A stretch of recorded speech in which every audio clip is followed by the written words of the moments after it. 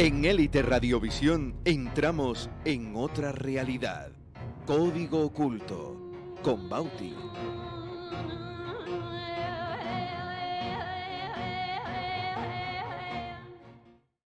¿Qué tal, amigos? Muy buenas noches y bienvenidos a Código Oculto. Código Oculto que se traslada de día y estará a partir de ahora de 8 o a partir de las 8 de la tarde todos los jueves. Un programa que pretendemos, pues como siempre y como es nuestra línea habitual, pues seguir ahondando en el enigma de las culturas, de las civilizaciones, en la investigación de hechos y de fenómenos insólitos, sobrenaturales, paranormales, visitas a casas encantadas y, ¿por qué no?, evolucionar, hacer cosas nuevas que seguramente les van a resultar particularmente interesantes y que desde este programa vamos a comenzar a hacer para el mayor disfrute de todos los amantes del mundo del misterio. Vivimos en una sociedad que por días pues parece deshumanizarse. Vivimos en plena pandemia, estamos continuamente pues pendientes de medios de comunicación, siguiendo la evolución de lo que es esta enfermedad, que va a ser la enfermedad del siglo XXI, y en muchas ocasiones nos olvidamos de lo más importante, de vivir y de disfrutar de lo que más nos gusta. Por eso, desde Código Oculto lo que queremos es que durante el tiempo que estamos con usted, que le acompañamos, pues se olvide de todo y simplemente disfrute de un viaje que le proponemos por diferentes entornos y que le va a llevar pues a conocer, al conocimiento, a la sabiduría, que es lo importante, culturas antiguas, historia, curiosidades, misterios, enigmas de todos los tiempos y mucho más, que es al fin y al cabo lo que pretendemos en Código Oculto. Y hoy les quiero hablar de la Atlántida. Y bueno, qué mejor lugar que venirme a esta magnífica terraza donde podemos disfrutar de lo que es esa visión casi quimérica que nos dio Platón en su Critias y Timeo. Porque precisamente fue en esos diálogos, en los diálogos de Platón, donde por primera vez en la historia se habla del mito de la Atlántida. Y él, en esos diálogos, hablaba de un continente isla, que tenía entre 3.000 y 2.000 estadios, que venían a ser casi 2.000 kilómetros cuadrados, y que tenía una cultura sumamente tecnificada, urbanizada, con un nivel cultural muy alto y que estaba en algún punto más allá de las columnas de Hércules. Aquello pudo pasar desapercibido en su tiempo, pero sin embargo nos vamos a encontrar algo que es particularmente importante. Y es que con el paso del tiempo se comenzó a buscar esas columnas de Hércules. ¿Qué eran las columnas de Hércules? Y pronto se supo que realmente nuestro Mediterráneo, el Mare Nostrum de los romanos, pues tenía una entrada y que esa entrada se hace entre dos montes. Uno, el Peñón de Gibraltar, el otro, el Monte Acho, en Ceuta. Y esas son las míticas columnas de Hércules que se dice en su formación, pues fue capaz de separar y hacer particularmente de ese Hércules, el fundador legendario de tantas ciudades en la península ibérica como por ejemplo Cádiz o la ciudad de Sevilla. Bueno, pues esas columnas de Hércules era realmente ese punto geográfico donde más allá, cruzando precisamente esas columnas, ese espacio geográfico, pues debía encontrarse la mítica Atlántida. Y fue un continente en el que se rendía culto a Poseidón, según comentaba el filósofo griego, en el que había 7 niveles bien diferenciados en la ciudad y donde había casi una aristocracia que rendía culto a un rey. Y que no se sabe por qué, de la noche al día, aquella cultura se vio abocada a la desaparición. Un maremoto, un acontecimiento indudablemente de índole natural, que acabó sumergiendo a la mítica Atlántida para perderse ya no solo en los libros de historia o en la historia, sino también perder cualquier vestigio, en este caso arqueológico, que pudiéramos encontrar. Y con esos mimbres hicimos un sexto en el que hoy, todavía, en pleno siglo XXI, nos afanamos por encontrar a la Atlántida. Y no creo que no han sido pocos los que no han buceado en esa historia tan fantástica que nos cuenta Platón. Pero hoy, en Código Oculto, lo que pretendemos es bucear en el mito, bucear en el origen de la Atlántida. ¿Realmente existió? ¿El relato de la Atlántida le corresponde a Platón? ¿O por contra, Platón simplemente fue un albacea de una información que ya le llegó heredada? Vamos a detenernos en ese punto y vamos a ir durante el programa desarrollando todo lo que es esa búsqueda que hoy vamos a hacer. Porque Platón realmente, ese diálogo o ese texto en esos diálogos de Critias y Timeo no le corresponde a él, sino que fue una información que llega de otro cronista como fue el propio Solón. Solón ya habla de la Atlántida en épocas anteriores al propio Platón, pero es que Solón tampoco es autor de la descripción original del mito de la Atlántida, sino que nos tenemos que ir a los sacerdotes del templo de Sais, en Egipto. Y estos son los que parecen ser la fuente original de lo que ellos denominan como una cultura primigenia que tenía unos ciudadanos que eran los atlantes y que esos atlantes, bueno, pues vivían en un grado de urbanización de cultura tan elevado que harían palidecer hasta los propios egipcios de la época. Y tengan en cuenta que estamos hablando de una de las culturas más antiguas del mundo. Pero aún así nos encontramos que allí estaba el relato y queda la duda. Los sacerdotes del templo de Sais, que son los que hablan por primera vez de la Atlántida, pero ¿de dónde les viene a ellos? ¿Y con qué antigüedad? Porque nos tendríamos que ir aproximadamente al año 5600 a.C., han escuchado bien, 5 milenios largos antes de Cristo, donde ya se hablaba precisamente de esa cultura y que estaba, bueno, pues en un lugar en el que el medio acuático, el mar, lo dominaba todo y no era precisamente el océano, o en este caso el mar Mediterráneo, sino el océano Atlántico. De ahí posiblemente la derivación de la palabra Atlante, Atlántida. Y sin embargo, bueno, ¿de dónde pudieron haber copiado esos sacerdotes esa información? Hay otra duda. ¿De dónde surge la propia civilización egipcia? Para muchos no dejaba de ser ni más ni menos que anterior incluso a todo ello. Hoy se sabe que el pueblo egipcio probablemente procede de un pueblo en principio nómada, luego ya encuentra un punto fijo que habría vivido en la zona de Libia, en el desierto de Libia, y que posteriormente se habría extendido hasta las orillas del río Nilo, donde habría formado pues la cultura que todos conocemos. Ahí podría haber surgido la cultura egipcia.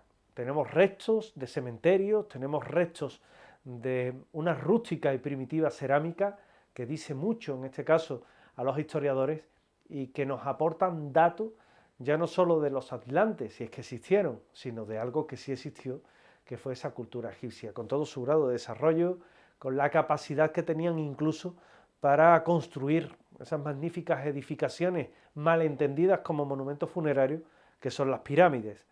Pero si seguimos caminando en ello, pues habría que buscar más atrás un cataclismo que hubiera provocado esa desaparición. Y comienzan las especulaciones, un maremoto. Evidentemente hubo y ha habido y habrá seguramente pues incidentes de todo tipo que pudieron haber provocado olas gigantescas, tsunamis, que habrían acabado con la cultura atlante. Pero ¿tenemos constancia, tenemos vestigio histórico de ello? Pues la verdad es que no. La verdad es que un tsunami descrito en esa época también por la tosquedad de los primeros documentos, en este caso que existían, que muchos de ellos hay que recordar que todavía no había llegado esa fecha, pero que sí es verdad que los primeros documentos escritos son bajo escritura cuneiforme y que están en la época y en la fecha del Imperio Mesopotámico, pero si nos vamos a los estratos geológicos, pues podemos encontrar un evento, un acontecimiento que ocurre y que se dice que fue ni más ni menos que la explosión de un volcán.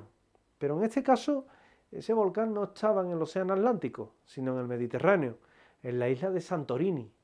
Y en la isla de Santorini, pues el Tera hace explosión, y para que le sirva de comparación, imagínense la erupción del volcán Krakatoa en el estrecho de Sumatra, que provocó, bueno, pues estamos hablando de finales del siglo XIX, pues estamos ante un volcán que provocó unas olas, un tsunami, de aproximadamente entre 40 y 60 metros de altura, que mató casi a 320.000 personas y que de alguna forma fue el responsable de, por ejemplo, en todo lo que fue la noche de aquellos tiempos, se pudiera incluso leer sin tener la necesidad de una luz por la noche, de las mismas luminiscencias que provocó en la atmósfera. Pero sí es verdad, evidentemente en el entorno más cercano, que el Tera, el volcán de Santorini, pues habría sido una explosión, dicen, según las crónicas, que 10 veces superior a lo que hoy podríamos comparar con el Krakatoa, con lo cual el cataclismo habría sido pues realmente abrumador. Fíjense que en esta misma zona nos vamos a encontrar con una cultura, y que así nos lo marca, por ejemplo, el Palacio de Knossos, una cultura que se tilda, se tacha equivocadamente de helénica, quizás por la influencia griega, pero la cultura de Knossos era evidentemente paralela, y que aquí nos vamos a encontrar un dato interesante, también desaparece, por lo que muchos han querido ver en ella pues a esos presuntos herederos de la Atlántida, puesto que vivían en una isla más allá de las columnas de Hércules, eso sí, en este lado del Mediterráneo, no más allá, y que desapareció de la noche al día. Efectivamente, hoy día podemos ver, bueno, lo que era la caldera de ese volcán, del Tera, en la isla, en este caso de Santorini, y lo que queda es un enorme círculo o una media luna, en la cual nos dice que allí, otrora, en otro tiempo, lo que estuvo fue precisamente ese volcán. Y si seguimos caminando por la historia, pues son muchos los que incluso relacionan la explosión de Santorini, la explosión de ese volcán, con algunas de las 7 plagas míticas de Egipto, aquellas con las que se dice que Moisés castigó, en este caso al faraón, por no liberar al pueblo hebreo. Pero claro, ¿hasta qué punto es esto real y hasta qué punto no lo es? Se van mezclando, como ven, muchísimas historias, pero simplemente lo que estamos haciendo es buscar la pista, el vestigio histórico, el vestigio arqueológico de lo que fue la mítica Atlántida. Y de esa forma, pues es uno de los puntos marcados, subrayados, que pueden decir, quizás ahí estuvo precisamente el continente isla, que dejó pues a esos míticos ciudadanos, los atlantes, de enorme y de prodigioso conocimiento, que de alguna forma nos habrían también dejado un legado cultural, si es que, bueno, pues parten de aquellas culturas que surgieron en el mundo hace también milenios, a ambos lados del Atlántico, pues provienen de ello. Mientras es una bonita leyenda, es un mito, no es más. Recuerden que la Atlántida no ha sido encontrada, que la Atlántida hoy día no deja de ser un bello relato que nos hace Platón en esos diálogos, y no podemos decir más de ellos. Pero sí es verdad que también nos vamos a encontrar otros puntos en el Mediterráneo que pueden aspirar a ser precisamente pues esos herederos de la Atlántida. Pero vámonos a la etimología de la frase. Atlántida, Atlantis, Atlántico. Atlante. Es muy curioso porque sin haber habido un contacto demostrado por parte de las culturas, en este caso mesoamericanas, precolombinas todas por supuesto, pues cuando los españoles llegan al Nuevo Mundo, descubren que hay palabras que precisamente era Aztlán, con Z, o Atlan, es decir, eran términos muy conocidos y muy similares a lo que es Atlántida. Pero nos quedamos con el centro del Mediterráneo. Y en el centro del Mediterráneo se decía que pudiera haber existido ese continente isla, que podría ser los vestigios del mismo, pues las Islas Canarias, o por ejemplo las Islas Azores o Madeira. Es decir, serían las cumbres, los picos de los lugares más elevados, y que por algún cataclismo, como de hecho cuenta la historia, pues se vio sumergido y que es debido a ello por lo que hoy día no aparecen. Nos vamos a encontrar culturas también que florecieron al amparo de esos lugares, como por ejemplo, bueno, nada más y nada menos que la cultura de los guanches, en todo lo que es Canarias, y que también tienen curiosas tradiciones y curiosos ritos. Hay que recordar que las famosas pirámides de Güímar, que nos vamos a encontrar en la isla de Tenerife, pues tienen una gran cantidad, es decir, nos vamos a encontrar una enorme similitud con otras construcciones que encontramos en el mundo. Por ejemplo, si nos vamos a Japón, encontramos el Yonaguni, que es un sistema, es una fortaleza, es una ciudadela aterrazada que cuando uno se sumerge, 23 metros de profundidad, 30 metros de profundidad, lo que se encuentra son diferentes construcciones, ángulos en forma de 90 grados y todo tipo de circunstancias, de construcciones hechos por la mano del hombre, indudablemente, que lo que nos dicen es que allí hubo efectivamente un asentamiento que hoy día se encuentra bajo agua. Recuerden, Yonaguni, y que es la gran ciudad submarina, le dicen la Atlántida japonesa, y sin embargo no sabemos si guarda alguna relación, pero sí lo que se viene a demostrar es que fue una cultura que hubo un tiempo, estuvo sobre la superficie y que debido también a un cataclismo se vio sumergida, es decir, pudo haber pasado, ¿por qué no? Y evidentemente nos encontramos a las pirámides de Güímar, que se encuentran, en este caso sí, sobre el nivel del mar, y que en Canarias, bueno, en Canarias podemos encontrar 1000 misterios, el misterio de las 7 puertas, por ejemplo, o, ¿por qué no?, el misterio de la propia cultura de los guanches, que no se saben bien de dónde venían, si realmente del continente africano o fue autóctono, viniendo, no se sabe si de una cultura madre que para los más románticos puede que fuera precisamente los atlantes. Nuevamente es de subrayar, todo eso es una hipótesis, pero sí es cierto que nos vamos encontrando tanto en Canarias como en Madeira, como en Azores, nos vamos encontrando todo lo que son esas pistas, esos vestigios. Hoy día, ¿qué nos dicen los perfiladores sísmicos? ¿Qué nos dice la ciencia? ¿Hubo alguna vez en la historia de la Tierra un continente isla allá? La respuesta es negativa.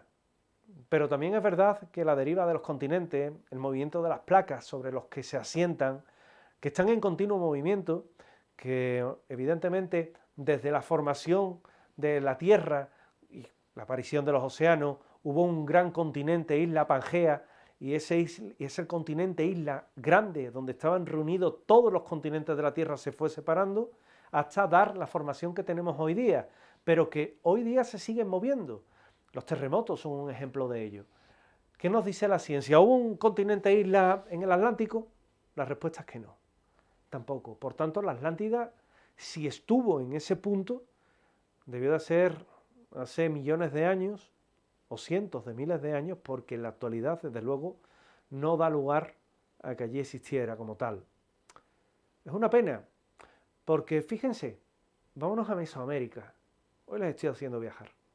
Vámonos a Mesoamérica. Y allí nos encontramos que cuando llegaron los españoles, nuevamente, llegan a la zona de Yucatán, y en la zona de Yucatán, pues le hablan de unos seres barbudos que venían montados en unas fieras, en unas bestias, y que ellos le llamaron los viracochas. Y esos viracochas pues venían de algún punto en el Atlántico. Cuando los españoles llegaron, que llegaban montados a caballo, el caballo era un animal que no conocían en América hasta la llegada de los españoles, pues cuando llegan los españoles montados a caballo lo identifican con las bestias. Cuando los ven con las corazas, se creían que eran superhombres. Para colmo, el nativo americano es barbilampiño, es decir, no tiene barba. Y los españoles que llegaban en la época, españoles, portugueses, todos eran barbados. Con lo cual, para ellos, ¿qué eran? Eran los viracochas. Eran aquellos que prometieron volver y que provenían de un punto más allá del océano Atlántico. Y nuevamente nos encontramos con ese mito de la Atlántida, porque se relaciona, encaja con la etimología precisamente de todo lo que son, pues, ese lenguaje subyacente que son los Atlants, ¿verdad? Y que de alguna forma también da paso a una cultura. Claro, nos encontramos debido a ello a esa eterna pregunta. ¿Los viracochas eran entonces europeos que llegaron a América antes de tiempo? ¿Europeos que llegaron antes del descubrimiento de América? ¿Europeos que de alguna forma pudieron haber arribado a tierras americanas como consecuencia de una tempestad, de un navío perdido? ¿A qué se debe realmente? Nunca se supo solucionar ese enigma. Simplemente se sabe que en lugares como por ejemplo Perú hay una ruta que es la ruta de los viracochas, que nos lleva a Cajamarca, Sacsayhuamán, y fíjense lo que encontramos en Perú, el lago Titicaca con todo su misterio, todo lo que es las líneas de Nazca, todo lo que es el candelabro de Paracas, y todo eso se relaciona con, por ejemplo, los viracochas, seres que venían más allá del océano Atlántico, que fueron capaces de construir, pues, por ejemplo, la ciudadela de Sacsayhuamán, o los templos de Tiahuanaco, o Pumapunku, de los cuales hemos hablado en este programa. Pero todo nuevamente viene a entroncar con lo que es el misterio inherente que hoy estamos buscando. A 3.800 kilómetros de la costa chilena, la costa peruana más bien, lo que nos encontramos es, bueno, pues algo tan interesante como la isla de Pascua. Pero eso es otra historia. Ahí no podemos relacionarlo, en este caso a Rapa Nui no la podemos considerar como herederos de esa Atlántida. Y siempre nos tenemos que quedar entre dos continentes. ¿Dónde podemos encontrar más a esa Atlántida? Más allá de las columnas de Hércules. Si nos paráramos a pensar, si viéramos en un momento dado un mapa del Mediterráneo, veríamos que desde el Mediterráneo hacia las columnas de Hércules tenemos la desembocadura del Guadalquivir, pasadas las columnas, y que una vez que se pasa las columnas de Hércules, pues nos vamos a encontrar una cultura que es real, que no es una leyenda, que no es un mito, que es Tartesos. Tartesos viene a florecer justamente en todo lo que son las provincias hoy de Sevilla, de Cádiz y de Huelva. Tartesos que tenía una clara influencia fenicia, orientalizante, un pueblo que fue capaz de comerciar con plata, con oro, con estaño, con bronce, que fue capaz de comerciar con los turdetanos, otro pueblo que vivía en las orillas del Guadalquivir y que comerciaba con pieles de toro, y que sin embargo tenían un grado también de prosperidad bastante alto. Hoy sabemos, durante mucho tiempo, Tartesos fue un mito.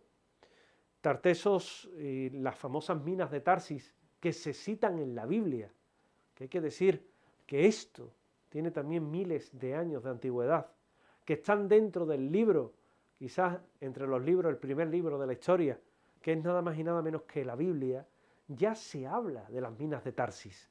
Y las minas de Tarsis eran una referencia directa al oro que se conseguía en Tartesos y que posiblemente salía de Río Tinto, de Almadén de la Plata y de toda la cuenca minera del río Guadiana. Pues ahí estaba la capital de Tartesos, que hoy sigue siendo también un misterio, un enigma, dónde se encontraba. Sin embargo, sabemos por el descubrimiento de Juan de Mata Carriazo en lo que es el Cerro del Carambolo, de ese mítico tesoro en cuyo interior, dentro de unas vasijas, aparecen las joyas reales, las joyas sacerdotales de los monarcas tartésicos. Argantonio, Gerión, Terión.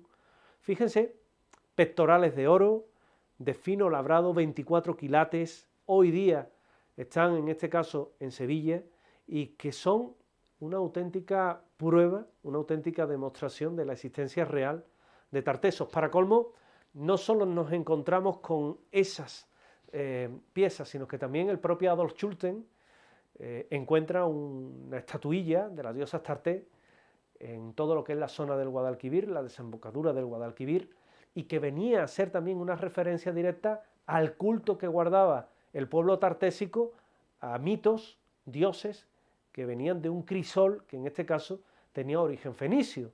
Por eso la importancia de las culturas en un pueblo que siempre ha sido hospitalario, como es el que se asentaba en el valle del Guadalquivir. Para muchos era Tartesos la Atlántida, se han identificado, realmente se ha identificado. ¿Por qué? Porque fíjense en un detalle, la geografía, la fisonomía del Guadalquivir ha cambiado por completo.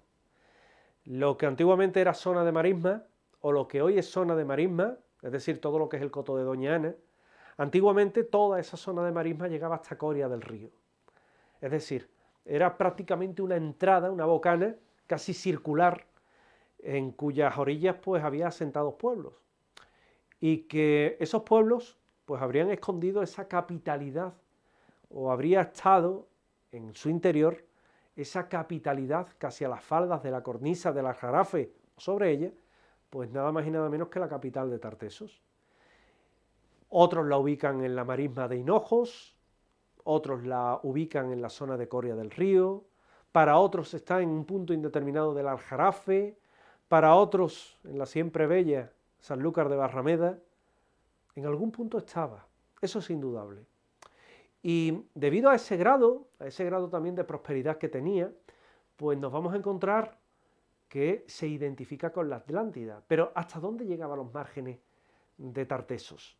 Tartesos se extiende por Huelva, por Cádiz, por Sevilla, por todo lo que es la zona de Córdoba, e incluso, algo importante, llega hasta Extremadura. ¿Cómo lo sabemos?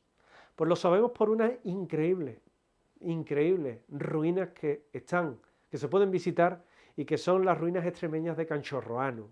Y en Canchorroano tenemos el vivo ejemplo de todo lo que es la cultura ritual, la cultura funeraria que tenían aquellos pueblos preíberos, y que tenían aquellos pueblos que crecen y que se asientan aquí. ¿Desaparece Tartesos en una noche? No. El mito siempre hay que entenderlo como traducciones que en ocasiones pueden ser más o menos afortunadas. Sabemos que una isla puede desaparecer en una noche, lo hemos hablado. Krakatoa, Thera, es decir, es posible. Pero sin embargo Tartesos tuvo un final un poco más lento, un poco más, si me permiten la expresión, víctima de la propia avaricia y del propio consumo del ser humano. Porque ocurrió que pueblos que comerciaban con metales se veían que tenían un comprador poderoso, que era los fenicios, establecidos en Gades, en Gadir. ¿Qué ocurre? Pues que cuando otros puntos, como los que surgen en la península de Italia, venden plata o venden metales preciosos a un metal muy codiciado, muy cotizado, pero a un precio menor, pues las preferencias, en este caso comerciales, de aquellos pueblos varían y viran desde la vieja Iberia hasta, en este caso, el país transalpino, y eso provoca la decadencia de Tartesos, una posterior guerra con lo que son los fenicios, una derrota, y fíjense, lejos de acabar con el pueblo rebelde, pues los fenicios lo que hicieron fue fundirse con ellos y al fin y al cabo crear una ciudad maravillosa, que es la vieja Hispalis, que aproximadamente pues la hemos de datar entre el 1100 y el 800 a.C. ¿Son los andaluces descendientes de la Atlántida? No, pero sí de Tartesos. Y entonces podemos identificar la mítica Tartessos con la Atlántida? Tampoco. No tenemos demostración, salvo que hay un punto geográfico que evidentemente es concordante, pero que tampoco tenemos las pruebas, las evidencias como para pensar precisamente que era uno mismo. ¿Hay más evidencias? Bueno, tenemos todo un conjunto dolménico que nos habla del pasado de Andalucía, que nos habla, por ejemplo, de esas construcciones de Antequera, que nos habla del dolmen de Soto, con el famoso efecto de la luz, donde se han encontrado pinturas rupestres y que parece ser que hubo una evolución, evidentemente, en lo que eran los pueblos de aquella época y que no tienen nada que ver con el mito de la Atlántida. O por lo menos hasta este momento que se haya podido demostrar. ¿Dónde más pudo haber estado la Atlántida? Nos vamos a seguir moviendo y en este caso no nos vamos a ir muy lejos de Andalucía. Está dentro de Andalucía, Jaén, porque en Jaén pues, se realizó un documental de James Cameron, famoso director de cine, de películas entre otras como Terminator o como por ejemplo Titanic, y donde encontraron unas ruinas en pleno centro de Jaén que creyeron que podía ser el vestigio o los restos de la Atlántida. ¿Realmente lo eran? Pues tampoco lo podemos evidentemente afirmar. ¿Por qué? Porque posiblemente no dejaban de ser restos de pueblos asentados también en esa zona y que poco o nada tienen que ver con la descripción que nos hace Platón de todo ello. ¿Y si nos vamos a Turquía? ¿Y si nos vamos a orillas del Mar Negro para encontrarnos con la vieja Troya? Aquella Troya de la que nos hablara Homero en la Ilíada y que también se tenía por un mito, como se tenía por un mito Tartessos, y que sin embargo el propio Homero hizo una descripción muy detallada de esa guerra que se debió precisamente a París y a Helena de Troya y que durante tanto tiempo pues no se buscó siquiera porque se tenía por un cuento. Hasta que un arqueólogo aficionado, más destructivo que constructivo, pero que al fin y al cabo encontró un viejo sueño, como fue la Troya primera, o lo que él creía que era la Troya primera, que no era ni más ni menos que Schliemann. Y este señor se encargó de tener una excavación bastante importante y encontrar esa Troya donde en principio Homero la había ubicado. Qué curioso porque Schliemann creía haber encontrado la Troya original y sin embargo encontró la quinta Troya, puesto que bajo esos restos, bajo esos vestigios arqueológicos, se encontraban 5 ciudades mínimo más que habrían sido mucho más anteriores a la que él encontró. Sí es verdad que halló el famoso tesoro de Helena de Troya, o lo que él bautizó como el tesoro de Helena de Troya, y que lejos de encontrar lo que también se tildó de la Atlántida, porque estaba a orillas del Mar Negro, porque sufría de inundaciones, porque tenía ciertos anillos, pues lo que realmente encontró fue una ciudad mítica que dejó de ser mito, dejó de ser leyenda para ser historia. ¿Dónde más podemos encontrar a la vieja Atlántida? Hay quien la ubica también en Chipre. Sin embargo, Chipre viene de nuevo a ser esa isla que con el tiempo se demostró que tiene también muchísima historia, siempre en disputa con Grecia y Turquía, pero que nunca tuvo un peso específico, un peso cultural, como para poder tildarla de la Atlántida. Otra vertiente es la que señalaba a Malta como esa otra Atlántida. Y sin embargo, bueno, pues todos sabemos hoy que Malta tiene misterios realmente importantísimos, como la de esos palacios, la de esas ciudades que están bajo tierra, de esos raíles que entran en el mar y que parece que no van a ninguna parte, pero que solo son 2 islas, Gozo y Comino, y que realmente, bueno, pues fue un enclave, un importante enclave templario, y un puerto templario también de sumo interés, como fue el puerto de La Rochelle, en Francia, pero que tampoco puede ser. Y me voy a ir al último punto, antes de esbozarle otra hipótesis rompedora de lo que fue la Atlántida. Se dice que antiguamente en el Sahara, ese desierto que ocupa buena parte del norte de África, que se extiende desde el Atlas, desde la cordillera, fíjense en el nombre, Atlas, la cordillera, es decir, Atlas, Atlante. Continuamente nos vemos rodeados de la misma etimología y eso también nos debe de hacer pensar. Le ponen Atlas porque realmente era aquel dios que sostenía el mundo.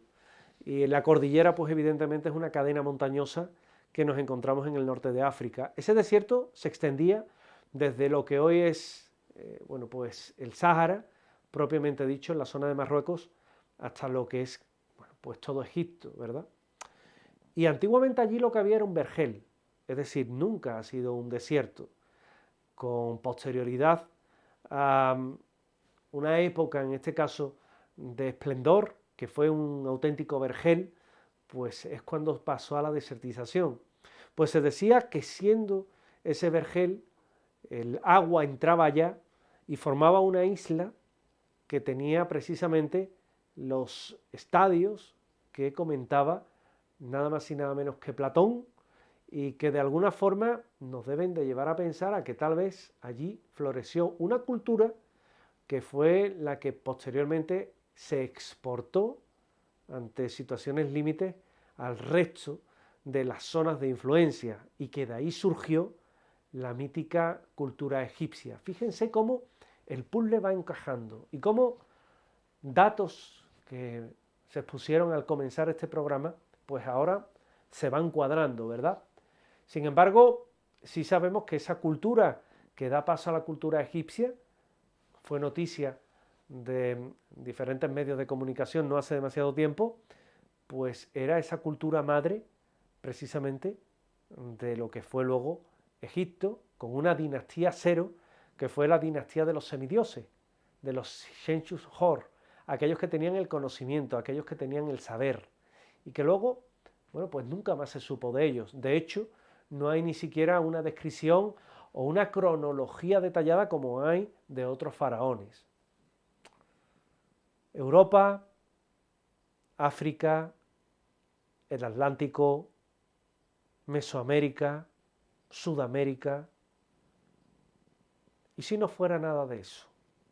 ¿Y si realmente fuera un mito?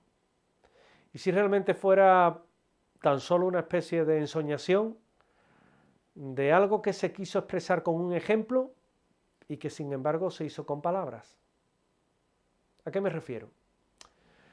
Dicen los estudiosos, los entendidos de todo lo que es la obra de Platón, que realmente se pudo haber inspirado en esos textos de Solón, que copió de los sacerdotes del templo de Sais, para describir una sociedad, en este caso en decadencia, que se dividía en diferentes estratos sociales. Un primer estrato, que era los reyes, era la monarquía, que gobernaba aquella isla. Una segunda, que era formado por la aristocracia. Tercero, que eran los militares. El cuarto peldaño, que era una alta burguesía, una sociedad alta, económicamente pudiente. Luego estaba una clase trabajadora, que era realmente la que trataba de sostener todo aquello, los que establecían el comercio, los lazos comerciales.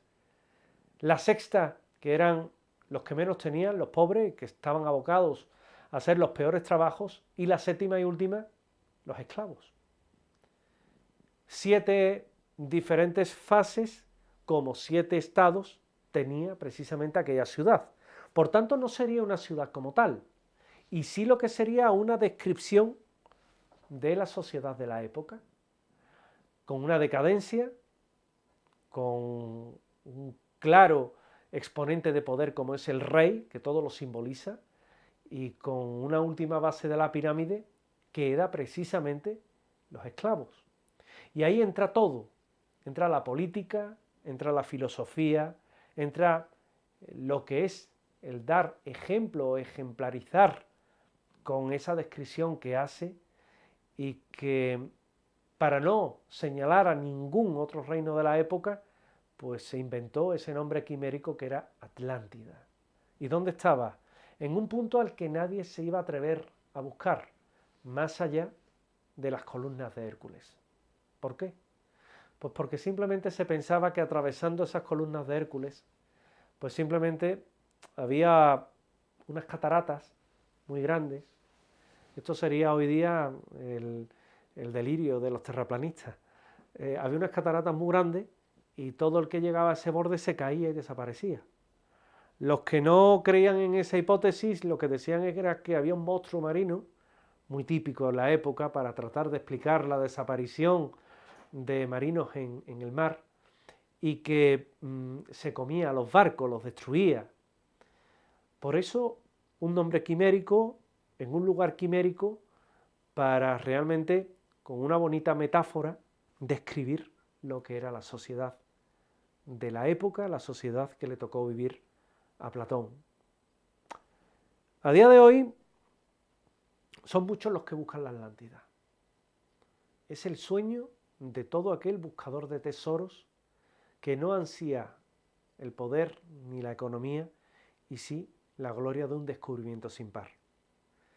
La Atlántida siempre va a evocar el sueño, siempre va a evocar lo que es la grandeza, siempre va a evocar la leyenda, el mito, siempre nos va a trasladar a un mundo entre la fantasía y la realidad. Pero déjenme que les diga algo. Hace aproximadamente 12.300 años, 12.000, 13.000 años, se provocó una hecatombe. Estamos hablando del 10.500 a.C., 11.000 aproximadamente, en el que esa hecatombe generó algo que hizo cambiar a la cultura que estaba floreciendo en la Tierra. ¿Sabemos que realmente pasó algo? No sabemos qué. Que dejó una huella en la estratificación de todo lo que son las diferentes partes de un estrato geológico. Es decir, si cortáramos una fracción de tierra, veríamos que hay diferentes capas por las cuales se puede tasar una edad. Pues hay un momento en el que hay una franja de color ceniza que nos indica que hacia el 10.500 a.C. sucedió algo. Algunos que han querido ver en ese cataclismo del 10.500 a.C., pues algo que sucedió y que realmente pudo haber acabado con una cultura tan importante como la Atlántida. Escritores como Erich von Däniken, como Ernest von Kuhn, como Peter Colosino, bueno, pues trataron de hacer, Andrew Thomas, trataron de hacer sus propias elucubraciones. Hablaron de la Atlántida, hablaron de los dioses venidos del cielo, hablaron de culturas perdidas, y sin embargo todos chocaban con el muro del silencio, pero también con el muro de no poder ir más allá, porque no hay más datos de lo que ocurrió en ese gran cataclismo. ¿Fue el que acabó con la Atlántida? Nunca lo vamos a saber. Pero sin embargo, sí es cierto que a fecha de hoy lo que podemos decir a ciencia cierta es que la Atlántida va más allá del mito.